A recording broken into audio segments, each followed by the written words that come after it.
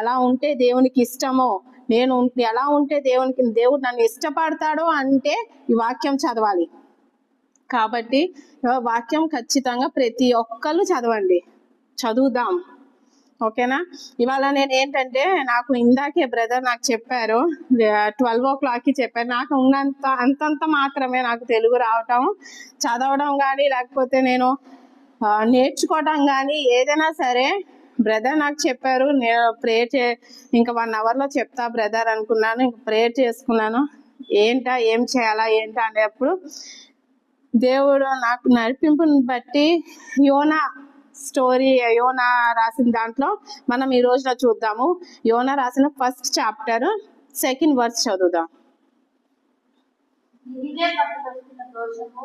నా దృష్టికి ఘోరమైనది కనుక నీవు లేచి నినివే మహాపట్టణములకు పోయి దానికి దుర్గతి కలుగునని ప్రకటించు. ఇప్పుడు యోనా స్టోరీ అందరికీ తెలుసు.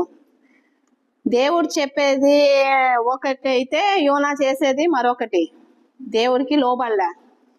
తనకి నచ్చినట్లు నేను తర్షీషుకి పోతాను, నాకు నచ్చిన విధంగా నేను ఉంటానని చెప్పేసి తనకి నచ్చినట్లుగా ఉన్నాడు. ఇప్పుడు దేవుని ఒక వాక్యం ఏం చెప్తుందంటే, ఎప్పుడైనా మనం టీవీలో కానీ ఫోన్లో కానీ మెసేజెస్ వింటున్నాం అనుకోండి, చర్చ్లో కానీ పాస్టర్స్ మాట్లాడినప్పుడు వింటున్నాం అనుకోండి, బైబిల్ చదివినప్పుడు మనతో ఒక వాక్యం దేవుడు మాట్లాడాడు అనుకోండి, నువ్వు చేసేది తప్పు, హెచ్చరింపుగా మనకి కనుక అలాగ వస్తే కనుక ఖచ్చితంగా మనం దాన్ని రిసీవ్ చేసుకోవాలి.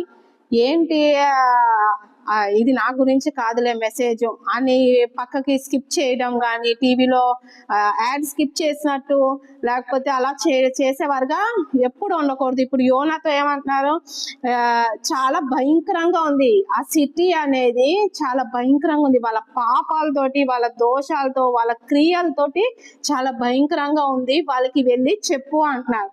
ఇప్పుడు చాలా మంది మనతోటి పాస్టర్స్ గాని అవ్వచ్చు, వాక్యాల ద్వారా అవ్వచ్చు, వచనాల ద్వారా ఎక్కడైనా సరే దేవుడు మాట్లాడినప్పుడు మాత్రం మనం చాలా పద్ధతిగా దాన్ని రిసీవ్ చేసుకోవాలి. ఏంటి దేవా నీ చిత్తం ఏంటి అనే దానికి, అవును నేను ఇది చేయకూడదు, ఇది తప్పు అని తెలుసుకోవాలి. యోనా ఏం చేశాడంటే, ఇలాగ దేవుడు మాట్లాడుతున్నాడు, చాలా భయంకరంగా ఉంది, నువ్వు వెళ్ళి చెప్పు అంటున్నాడు. అలాగే 3rd chapter చూసినట్లయితే రెండవ మారు యోనాకు ప్రత్యక్షమై కలిగించినదేమనగా, నీవు లేచి నినివే మహాపట్టణంలోకి పోయి నేను నీకు తెలియజేయ సమాచారము దానికి ప్రకటన చేయు. అంటే ఏంటంటే, యోనాకి 2nd time ఇది చెప్పటం.